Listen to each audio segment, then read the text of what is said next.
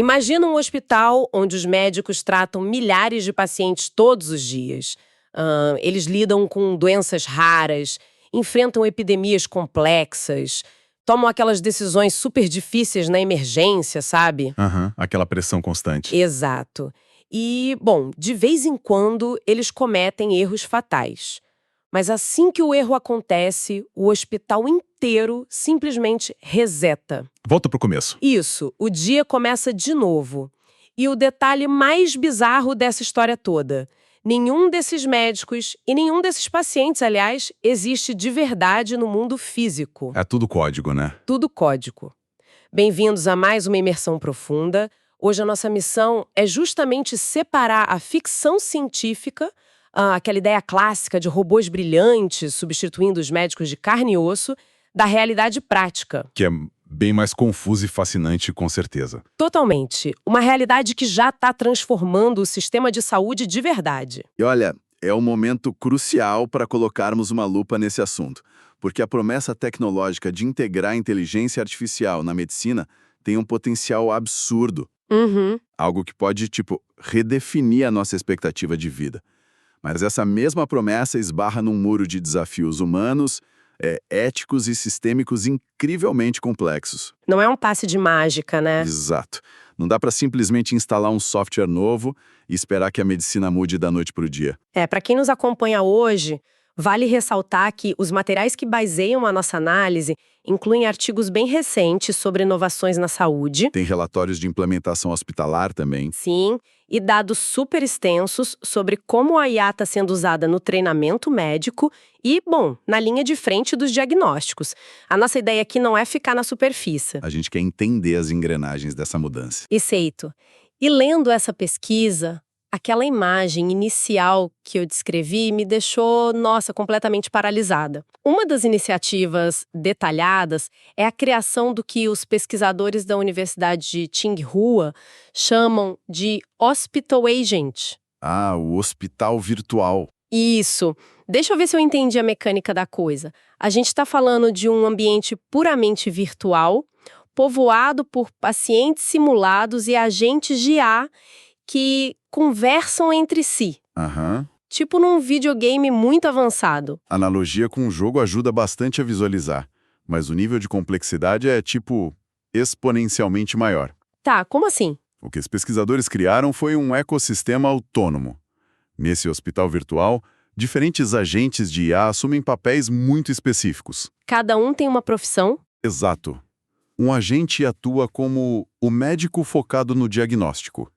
Outro como o especialista em exames, outro faz o papel do enfermeiro ali no acompanhamento diário. E os pacientes? Tem os agentes que simulam os pacientes, claro.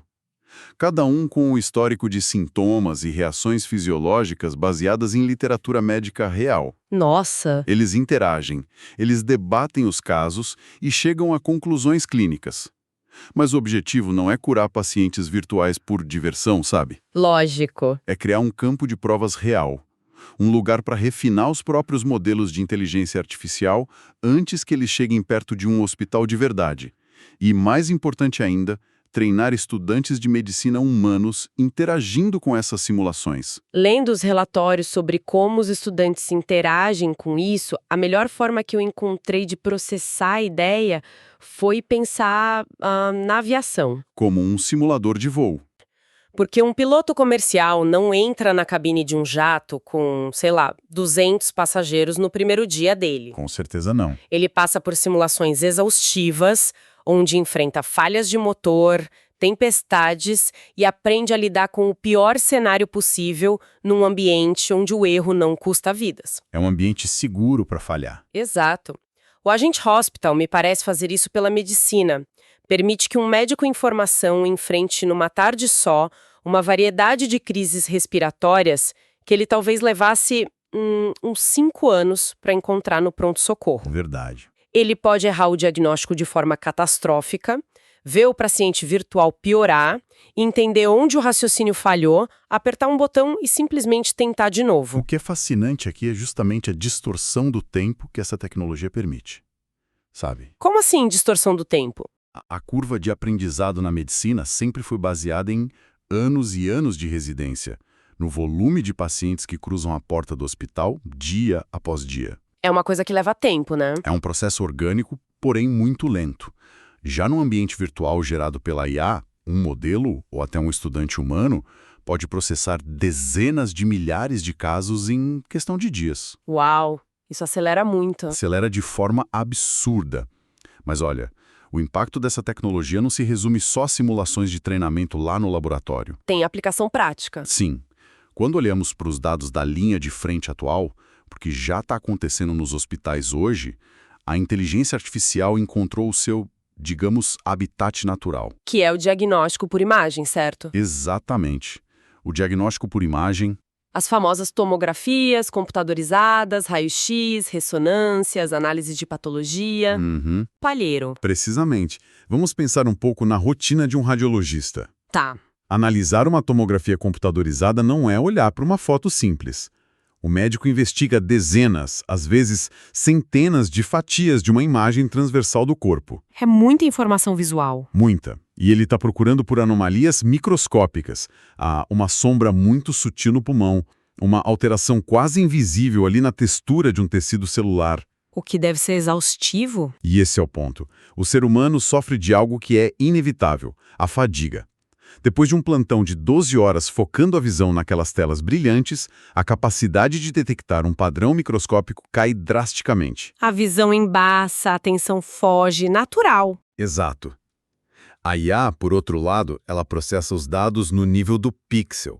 Ela compara aquela imagem específica com milhões de outras imagens de tumores confirmados e faz isso em milissegundos. Sem cansar. Ela não pisca, não se distrai com o barulho do corredor e, obviamente, não sofre de privação de sono. É uma máquina de reconhecimento de padrões que não precisa tomar 3 xícaras de café para conseguir terminar o plantão da madrugada, né? Basicamente isso. E lendo essa parte sobre como a máquina supera a nossa capacidade de manter a atenção, olha, fica fácil imaginar aquele futuro meio distópico. Qual? Dos robôs?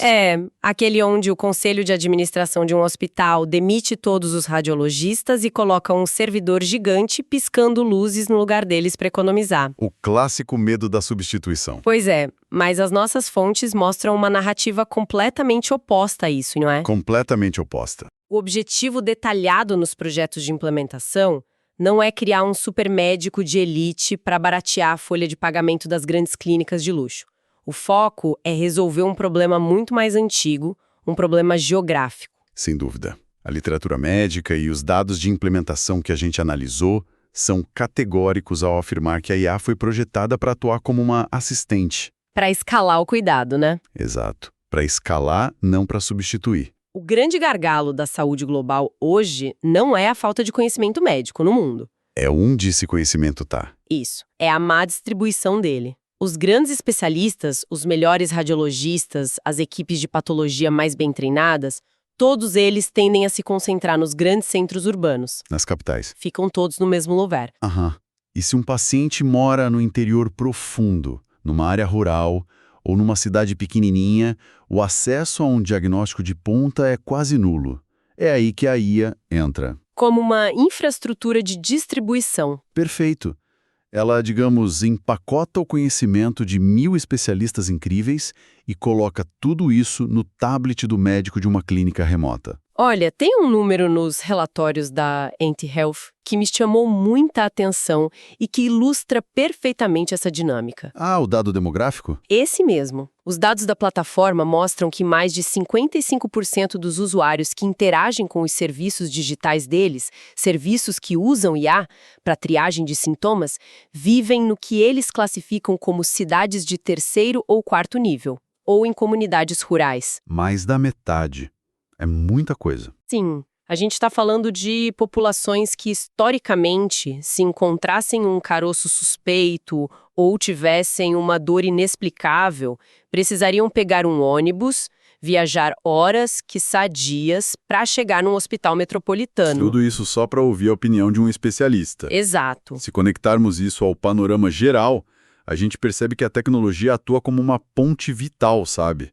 Uma ponte contra a desigualdade no sistema de saúde. Democratiza o acesso. Exatamente. A IA, nesse contexto inicial, ela não está dando o diagnóstico final para uma cirurgia de cérebro. Ela atua ali na porta de entrada. Na triagem. Isso. Um médico generalista num posto de saúde super isolado pode tirar uma foto de uma lesão de pele, ou ele insere os sintomas complexos de um paciente numa plataforma de IA generativa. E o sistema analisa. E o sistema cruza esses dados com a mais recente literatura médica global em segundos. Ele pode sugerir, tipo, olha, isso se parece muito com a doença X, recomendo encaminhar para a biópsia imediatamente. O que muda tudo para o paciente. Muda tudo. Isso democratiza o diagnóstico inicial.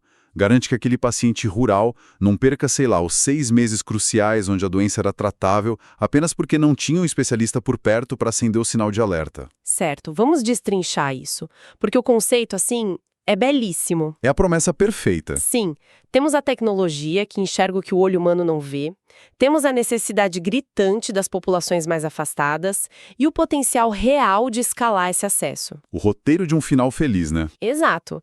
Mas se a teoria é tão perfeita assim, se o algoritmo é tão bom no laboratório, por que essa revolução já não está em todo posto de saúde agora mesmo? Pois é. Por que o hospital do meu bairro ainda não tem um assistente digital médico escaneando todas as entradas de pacientes? O que realmente está travando a porta? Bom, é a colisão brutal entre a perfeição do laboratório e o caos orgânico da realidade. O caos do dia a dia? Essa transição dos testes controlados, aqueles ensaios clínicos onde tudo é limpinho e perfeito, para o ambiente de mundo real dos hospitais, é exatamente onde a maioria dos projetos de inteligência artificial derrapa. É onde a coisa complica. O conceito técnico para isso é a mudança de domínio ou domain shift.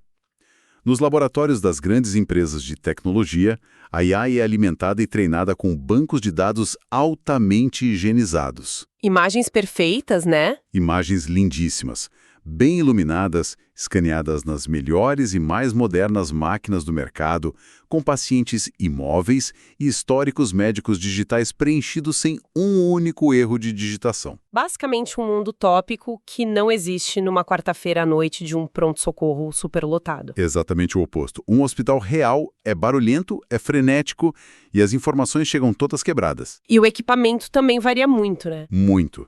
A máquina de tomografia daquele posto lá no interior não é o último modelo alemão. Ela tem, sei lá, 10 anos de uso e a imagem sai com um leve ruído de fundo. Tá, e aí o paciente se mexe. O paciente estava com dor, então ele respirou fundo ou se mexeu 1 milímetro enquanto a imagem era capturada. Isso cria um pequeno borrão. E tem mais, o médico anterior anotou os sintomas correndo, usando abreviações próprias que só ele entende. Imagina a confusão para o sistema. É total. Porque quando o modelo de IA que foi treinado naquele mundo perfeitinho do laboratório se depara com a imagem borrada do paciente real, ele não tem o bom senso humano para entender o contexto da situação. A IA não sabe o que é uma imagem ruim.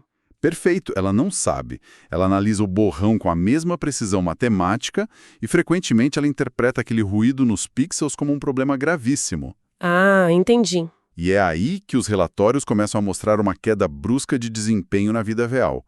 O sistema começa a gerar o que chamamos de falsos positivos. Mas espera um pouco, quero focar nesse contraponto dos falsos positivos. Se a IA começa a disparar alertas de tumores, de doenças raras que não existem, simplesmente porque o paciente respirou ou a máquina é antiga. Isso acontece muito. Isso cria um enorme paradoxo, não cria? Porque, poxa, a promessa era aliviar a carga de trabalho. Sim, essa era a ideia. Mas se o sistema grita lobo o tempo todo no meio de um ambiente que já é caótico, ele não acaba criando muito mais trabalho para o médico de carne e osso? Com toda certeza. Imagina que um médico sênior, em vez de ser ajudado pela IA, tenha que gastar metade do turno checando e corrigindo a máquina. É como contratar um estagiário super animado, hiperativo, que entra em pânico e te liga às 3 da manhã toda vez que o paciente espirra. Olha, a analogia do estagiário em pânico descreve perfeitamente o fenômeno que é conhecido na área médica como fadiga de alarme. E os dados apontam que é exatamente isso que acontece nessas implementações mais precoces. Nossa, deve ser frustrante. Muito. A ferramenta que deveria ser a solução para o tempo escasso dos médicos se converte num fardo administrativo pesado. Porque o médico tem que validar tudo. Isso.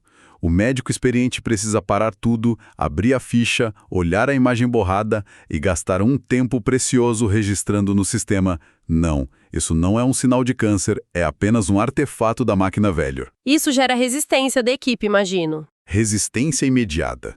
Frustração total da equipe médica, o que atrasa a adoção da tecnologia.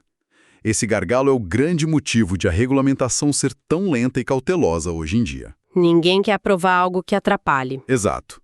Os órgãos de saúde não podem aprovar um sistema para uso em massa que, ao ser confrontado com a realidade suja dos dados diários, cause pânico generalizado no hospital e atrase o atendimento real, porque está todo mundo ocupado cancelando o alerta errado. O que acaba obrigando a tecnologia a ficar restrita, no momento, apenas àqueles hospitais de pesquisa de ponta, né? Aqueles que têm orçamento, tempo e, francamente, paciência para ajudar o algoritmo a aprender o que é o mundo real. É onde estamos agora. E esses erros da máquina, onde a teoria não sobrevive ao primeiro contato com a prática, nos levam direto para um pântano ético.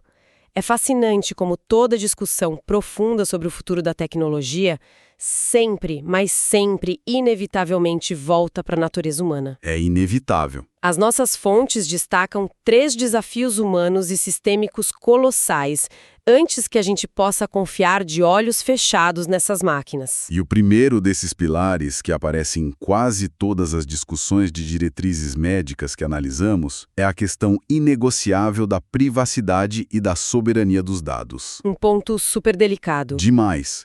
Porque para o estagiário em pânico deixar de surtar e se tornar um assistente útil de verdade, ele precisa ser treinado com o mundo real. E o mundo real significa dados reais. Os resultados de biópsias. E a gente está falando dos dados mais íntimos e vulneráveis que um ser humano pode possuir. É a vida privada da pessoa exposta ali. É aqui que a coisa fica realmente interessante.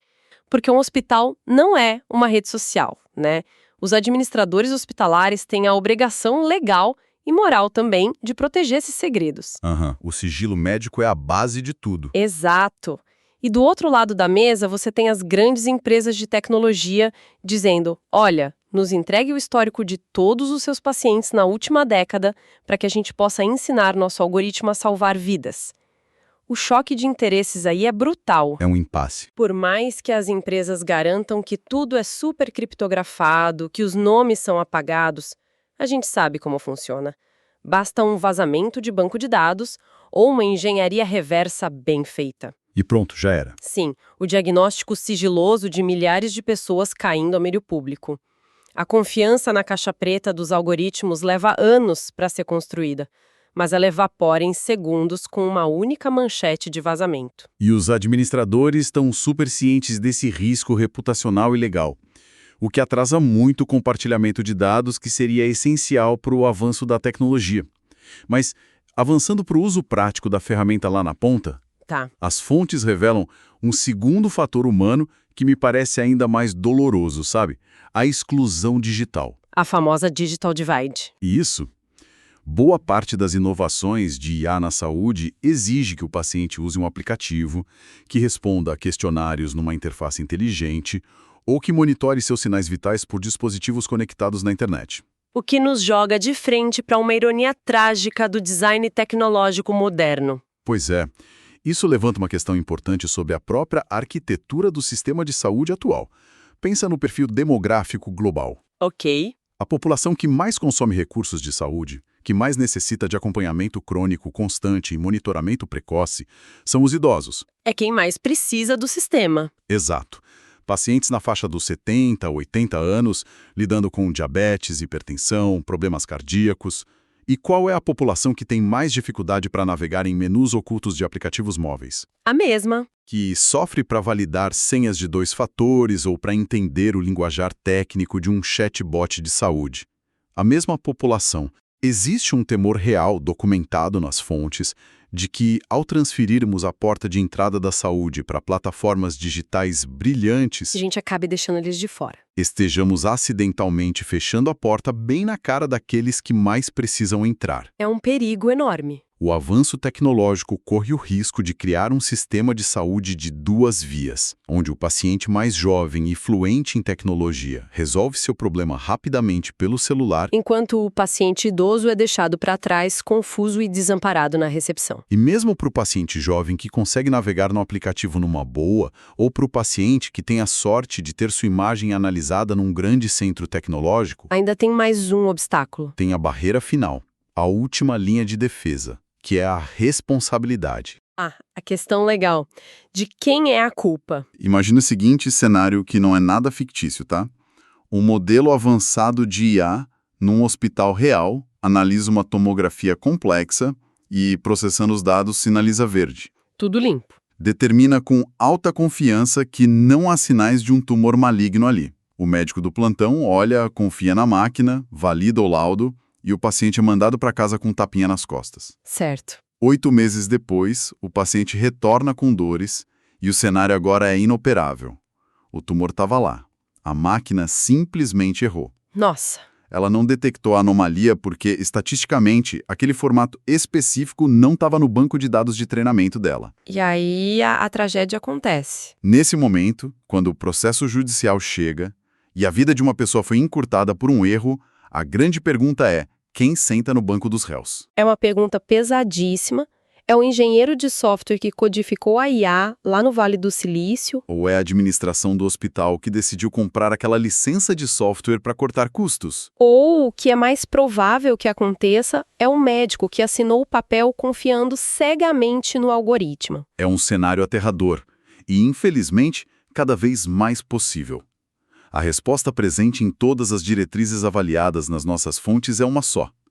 A medicina não é e nunca poderá ser apenas reconhecimento estatístico de padrões matemáticos. A biologia é muito complexa para isso. A biologia humana está cheia de exceções à regra, incertezas e nuances que simplesmente fogem do manual.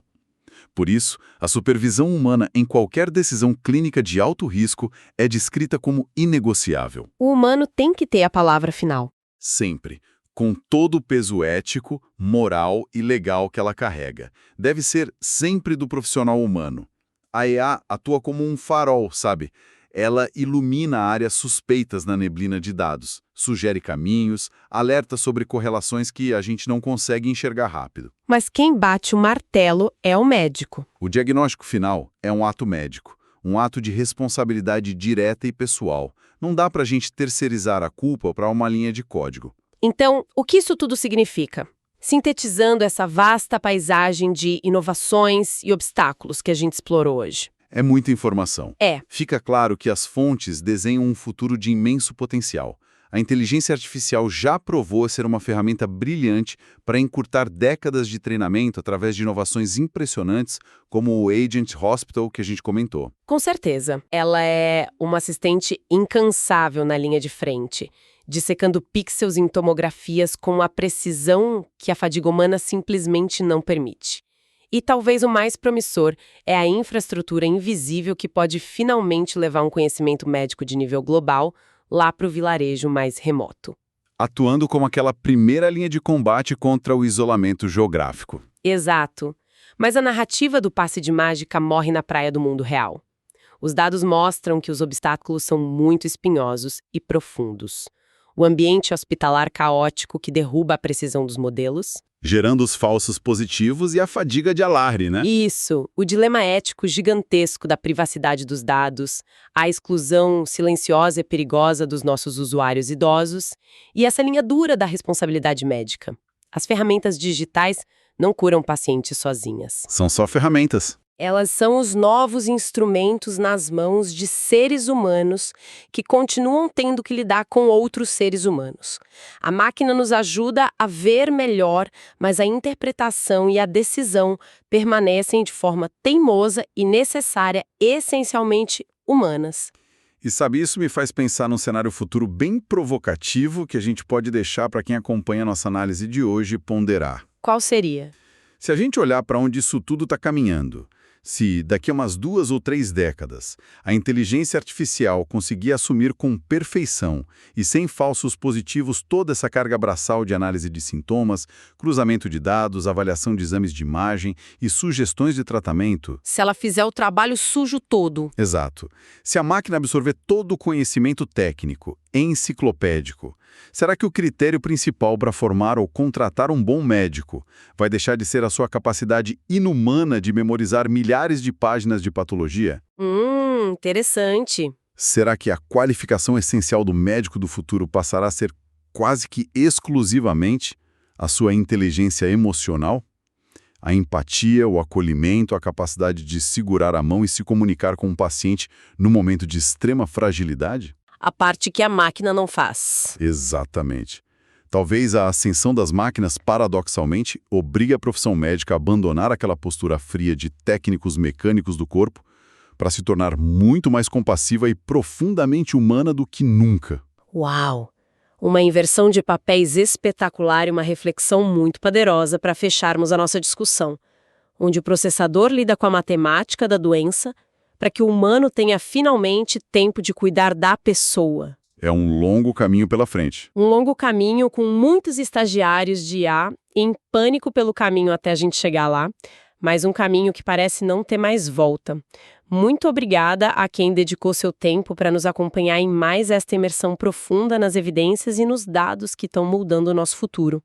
Seguiremos vigilantes para separar sempre a empolgação passageira da transformação real. Até o nosso próximo encontro.